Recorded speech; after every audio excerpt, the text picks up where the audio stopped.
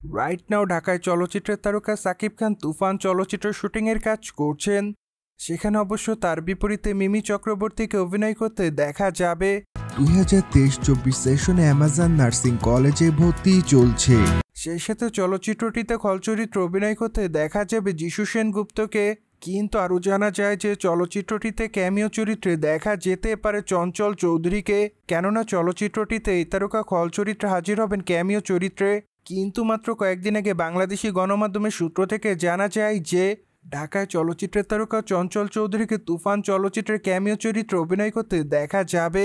সেই সাথে তখন অবশ্য আরও জানা যায় যে বিষয়টি নিশ্চিত করেছে চলচ্চিত্র নির্মাতারা। তবে মজার বিষয় যে চঞ্চল চৌধুরীর কাছ থেকে এই বিষয়টি নিয়ে এখনও কোনো ঘোষণা পাওয়া যায়নি। অন্যদিকে ঢাকায় চলচ্চিত্রের তারকা সাকিব খান এরই মধ্যে 2টি বিয়ে করেছেন। তবে আপনারা সকলে জানেন যে তার সেই 2টি বিবাহ বিচ্ছেদ হয়েছে। কিন্তু তার বিবাহ বিচ্ছেদ হলেও তার 2 ঘরে 2টি সন্তান আছে। সুতরাং এই তারকা তার সন্তানদেরকে যথাযথ সময় দেন বলে জানা যায়। মোরওভার রিসেন্টলি বাংলাদেশি গণমাধ্যমের সূত্র থেকে জানা যায় যে ঢাকায় চলচ্চিত্রের তারকা সাকিব খান নাকি আবারও বিবাহ বন্ধনে আবদ্ধ হবেন, কেননা এরই মধ্যে তার পরিবার তার জন্য নাকি পাত্রী দেখা শুরু করেন। তবে কবে এই তারকা তৃতীয়বারের মতো বিবাহ বন্ধনে আবদ্ধ হবে সেটি অবশ্য এখনও জানা যায়নি। পায়দয় রাজকুমার চলচ্চিত্রে সাকিব খানকে সর্বশেষ অভিনয় করতে দেখা যায়।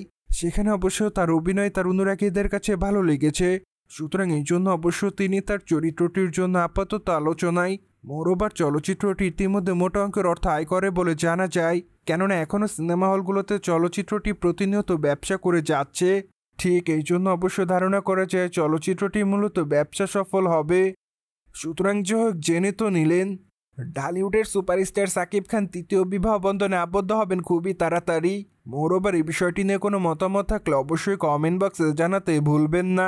কিন্তু আমাদের চ্যানেলটিকে সাবস্ক্রাইব করে আমাদের সাথেই থাকুন আপকামিং আপডেট জানার জন্য।